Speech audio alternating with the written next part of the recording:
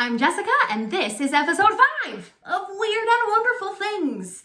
And I am over the moon excited about today because this piece is, I think, the most unexpected, coolest piece I have ever come across. And I say unexpected because I didn't actually plan on buying this piece. I bought it in a lot, and I bought it for the other piece it came with, which was a Mickey Mantle Stadium card, and I got it for my dad for Christmas. And this piece came with it, and I was like, cool, bonus. But when I opened the box, mind blown. It's like one of the coolest things I've ever seen. So this is a framed photo of Babe Ruth and Lou Gehrig. It's a pretty large frame. It's a really old frame. It's got this really cool rope that has been kind of put into it here. And I have actually never seen this photograph anywhere else. Now I'm sure it exists. I just have not seen it anywhere in my research. I believe it was taken between 1928 and 29, but there is a possibility it was taken all the way up through like 33 or 34. And it's a spring training picture. So this is them at spring training. 28, 29, I think, because I find them in this same sort of situation, the mismatched socks, all this sort of same background with one other picture with a manager that was not there later in that time. So that's kind of how I've appropriated that timeline. But you can see in this photo that they look like pals, maybe a little tired, but they look like pals. And they were, except for 5 years. There were 5 years that these guys were not friends. So I want to tell you a little bit about both of these gents and some lesser known facts, and then sort of what happened in their career with each other. So we'll start with Babe Ruth. So Babe Ruth was sort of a troubled kid. He got into a lot of trouble and went to a school for wayward boys. And he had a teacher there that sort of took him under his wing and helped him sort of realize his potential and his passion for baseball.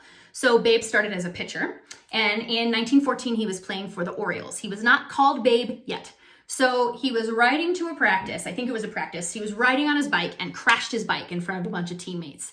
And one of the guys said, "Who's this?" And one of the other gents said, "That's Dunn's new Babe." So Jack Dunn was the manager of the Orioles at the time. So this was the young guy coming up. So they called him the Babe.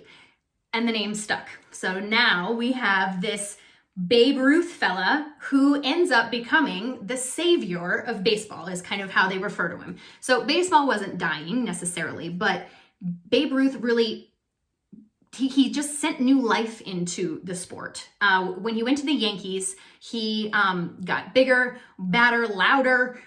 He was very gregarious, very outgoing, was not afraid to spend his money, was not afraid to shake hands and be in with the people. So not only was he this star, he was also really approachable, which made him the most unbelievable poster child for baseball, because who doesn't want that? Who doesn't want a star that also will shake your hand and give you a good laugh and a pat on the back? That's who Babe Ruth was. A couple fun things about Babe. He was actually supposed to be a shirt maker. That clearly didn't go so well. He also thought that his birthday was on a completely different day for most of his life. His birthday is actually February 6th is his true birthday, but he thought it was on a completely different day until he had to get some paperwork, and then he actually found on his birth certificate his actual birthday. So this guy was just the life of the party, right? Now, enter Lou Gehrig. Lou Gehrig is the opposite. He lost a lot of his family at a younger age, and so it was just him and his mom for a good portion of his life. He was quiet and well-read and reserved and loved opera and was kind of a super mama's boy. But that's who Lou was. They were just very different humans, but they found a kinship with each other. And actually, my favorite Lou Gehrig fun fact is that when they were looking for a new Tarzan, it was slated to be Lou Gehrig. And they screen tested him, they did all the things, and they decided not to hire him. And do you want to know why? Because his thighs were too meaty. So Lou Gehrig's thighs kept him from being Tarzan. They said it was too much. They were too big for the people. Apparently, there's a certain thigh capacity that is just, you can't go past in a loincloth. I don't know. So that's my favorite fun fact about Lou. He also, the biggest fact about Lou in his career is that he had 2,130 games played in a row. That was his streak. That is why, part of the reason they called him the Iron Horse. Now, he came to the team in the 20s, And there was a gent named Wally Pip who the lore goes that he had a headache, and he said, put the kid in. And he never started another game because Lou Gehrig was the kid. And once he was in, that was it. He was fantastic. So that's kind of how they got started on this team together. And then these guys just sort of struck up this friendship. In the off season, they would travel to other cities, and they would play these barnstorming games. So basically, Babe Ruth would lead a team, and Lou Gehrig would lead a team, and the locals got to play on these teams. So like, how cool is that? Can you imagine being like, yeah, I'm going to play baseball with Babe Ruth. That's awesome. So then the whole town would come out and watch the baseball game, because why wouldn't you?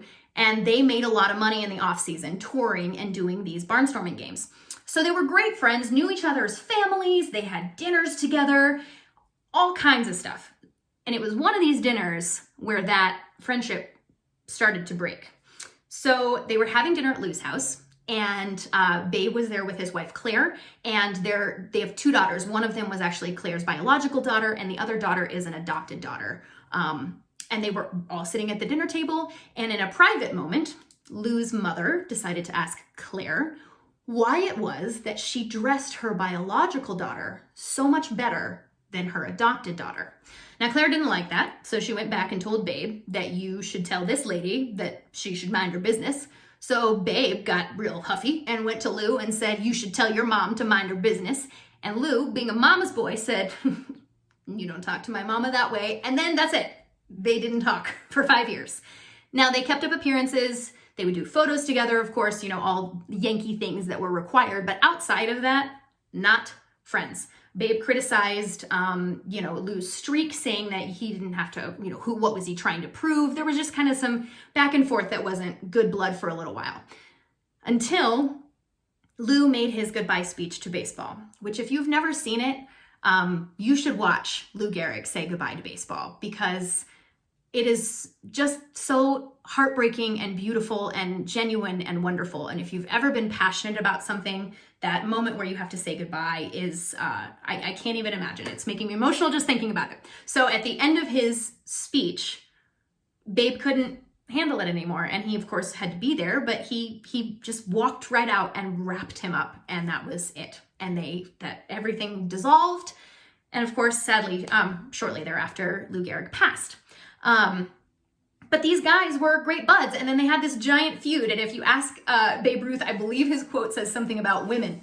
It's always about broads. So this whole little rift was actually caused by this lady's sort of tiff over a dinner party. But they did end up sort of reconciling, and definitely these two guys changed the face of baseball as we know it, which is pretty incredible. So that's why I think this piece is just so cool. I think probably with the two pieces, if I remember correctly, I think with shipping, I think it was like $50. So I'm guessing it was like $30-something for both pieces. I'm not going to sell this one. I have been offered to sell it many times, and I can't do it. I just absolutely love it. So I'm keeping it. But I hope you enjoyed learning a little bit about that, and I will see you so soon for episode 6 of Weird and Wonderful Things.